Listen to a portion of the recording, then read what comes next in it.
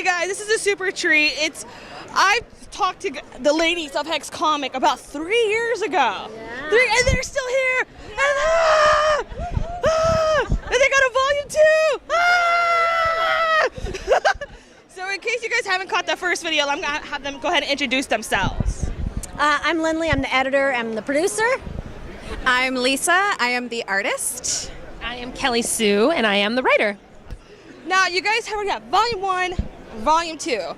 For a small press company, that is absolutely astounding. Congratulations, I must give it to you guys. Thank you. Yeah. Volume 2 came out in May. A lot of things have happened at this point. Now, I don't want to give any spoilers for anybody who's still learning about the world of Hex. But let's talk about the magic of Hex in the first place. Now, if you haven't seen the title, there's a kind of a clue. It's like a little diagram and of circuitry. Can you talk a little bit about the magic order, magic system? Sure. Sure, well, just the general concept is that we're living in kind of a futuristic world where magic has finally been discovered like it's a new technology. So Lisa has opted to create a visual representation of the magic that looks very digital. And so in this new world now, if you've got money, you can download or upload or ingest or absorb magical abilities. So even though you're not naturally inclined, now that since you have money, you can totally become that way.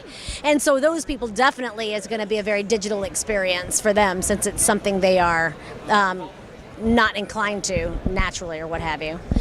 So, I try and make, like, those who are more naturally inclined, I want to make the magic look more organic. So it's not going to fall as into the digital look as others will. And,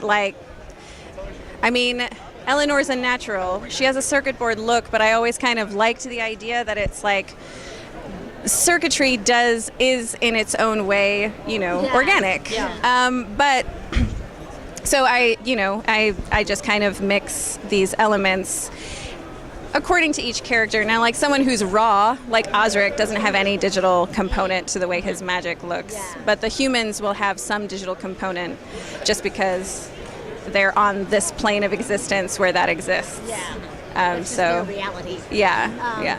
And it's also neat because the characters each have their own color too, so you can kind of tell, like Faye, our villain, she's all orange, or like Elanor is blue, and so it's kind of neat because you can see that it's almost like the essence of the person kind of dictates, Like the color. yeah, the color in a way, which is kind of neat. I like this idea of kind of organic circuitry, like you're in a sense, or like molecular circuitry.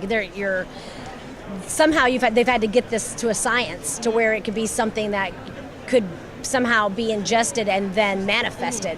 So that's kind of the way that we've chosen to do that, and I think it's pretty clever and pretty consistent. I think there's definitely a theory there that works. With moving on to volume 2 and trying not to give any spoilers, like how have the characters been growing this whole time? How's the story been progressing? Like when you first started 3 years ago and where it's at now?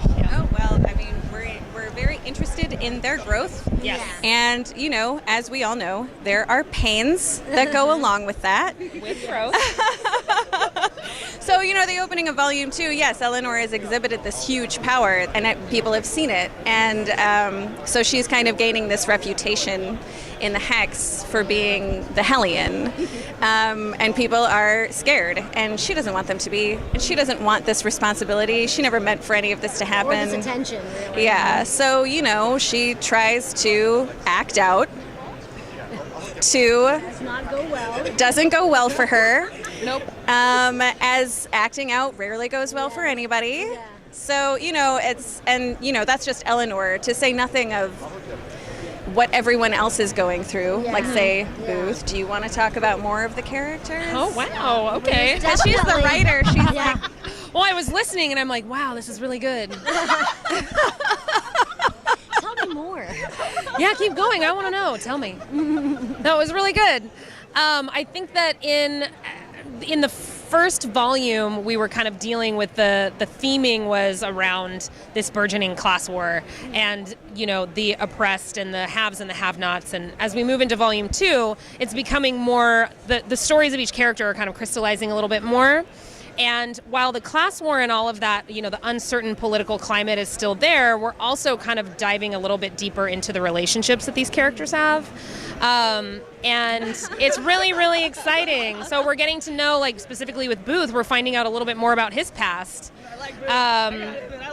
Yeah, and we're also finding out about where he's heading, which is kind of unexpected, you know, and there's a lot of familial themes in Volume 2 as well, so it's kind of like we're sweetening the deal, stirring up the pot in a great way. As we start to really bring the larger kind of political emotional story to a head, you have to get to know these characters better. And so that's what we're doing, is we're really having to kind of dive deep into what their motivations are, how they got to where they are, why would they partner up, or why wouldn't they partner up, because it's quickly coming to a situation where we're realizing we kind of need all of these elements if we're going to be able to actually fight this battle in an effective way.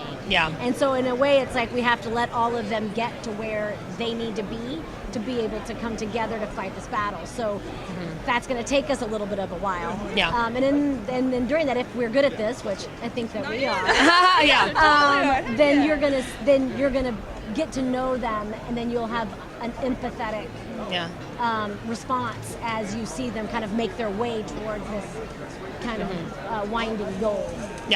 And it's exciting because we get to because we don't use a lot of narration in our book.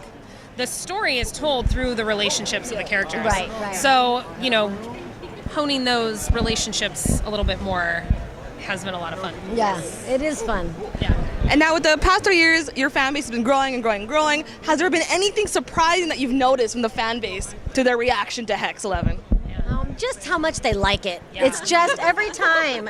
It's just always so good. We just did Denver Comic-Con for the first time, and we saw fans from other cons in Denver, and it's always like, oh my God, you found us here too. It's so exciting, and they're always so excited to see us, and it makes everything super special. And the consistent growth too. I mean, because we have Comixology, and we get a breakdown of, you know, Unlimited or however many books we sell, and it's always steadily growing. Which is super, I mean, that's amazing. It's the best. Extremely gratifying. And people's enthusiasm just always, it never fails to amaze me that they're as jazzed about it as we are. And the way they show up for the Kickstarter. We ran a Kickstarter to be able to print Volume 2. And this is our second one around, and man, everybody showed up to that party. And they were stoked about it. It was awesome. It really was. It's just been nothing short of awesome. And we so appreciate. And I mean, it's almost like we realize now this is why we did it. I mean, that's why you do this. At first we were just like, we were doing it because we were like, you know, we're going to manifest this vision of Lisa's. And then we realized, once it takes on a life of its own, it really is about the fans, because we'd be nothing without them. They fuel. Keep it going. It's the best part. Have you heard any like interesting descriptions about Hex 11? You're like, oh, I never thought about describing it that way situation? Sometimes I think what is always interesting to me is when people are like, oh, I was reading this part and I could totally tell how you were doing this, and I was like, that's right, I was doing that. I did that on purpose.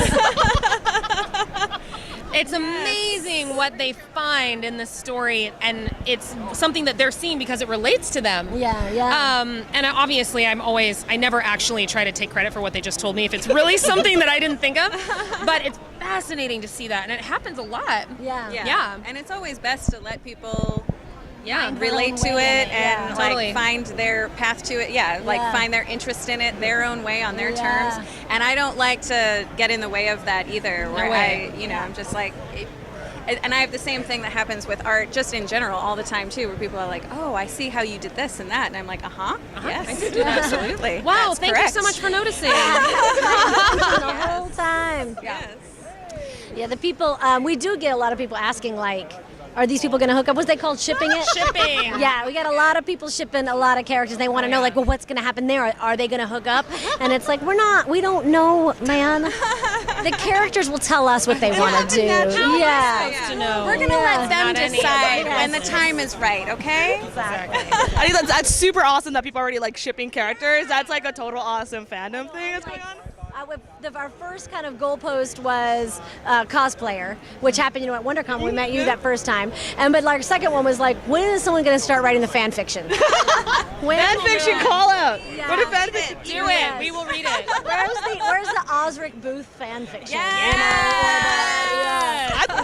So what's going to happen now? What any upcoming plans, things that fans can look forward to for Hex 11? For sure. We've got, issue 13 will be out. Our plan is to have it out by LA Comic-Con, which is the end of October. But before then, we are launching a new title, a standalone graphic novel. Currently, the working title is Divorce Love Story. That may change. Note that. But the story itself is not going to change. Kelly Sue wrote it. It's fantastic. It's a memoir about her experience with divorce and love. And that sounds juicy. it is. It's really quite beautiful and very insightful. And Lisa is going to be, of course, illustrating it. And it will be hopefully out by the end of the summer. So we're going to take a minute to do that, and then we'll be back on our regular, Hex schedule. Hex schedule for Hex 11. Yeah, our actual. So we've got we still have a couple of scripts in the production channel, so we've got new things coming.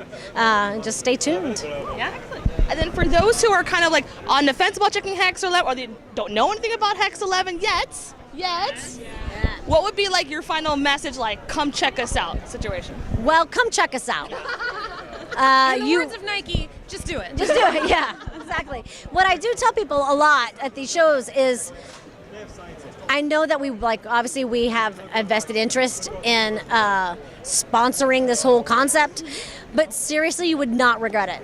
And it's like, if you did, I would give you your money back. And I've said that to many people, and no one ever asked for their money back because it's great.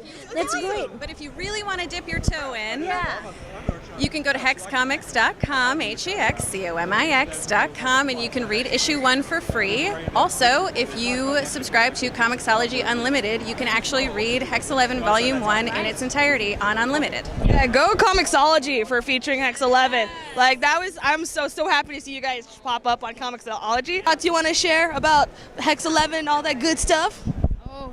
Just come meet us in the Hex, man. It's cool over here. It really is. We're having a great time. Thank you so much. I'm so glad that you guys are still here. You guys are still going strong. So awesome. Here's to another year, another 2 years, or 3 years.